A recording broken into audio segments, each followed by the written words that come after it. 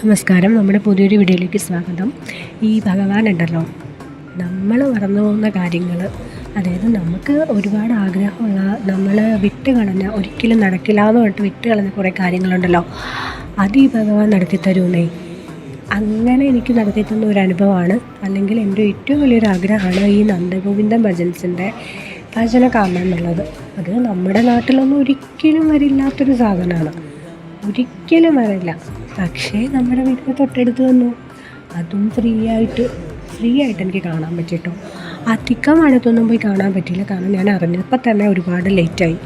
പരിപാടിയൊക്കെ തുടങ്ങിയിട്ടുണ്ട്. പക്ഷേ എങ്കിൽ പോലും അവരുടെ ആ ഒരു പരിപാടി ലൈവായിട്ട് കേൾക്കാൻ പറ്റുക എന്ന് പറയുന്നത് തന്നെ വലിയൊരു കാര്യമല്ലേ.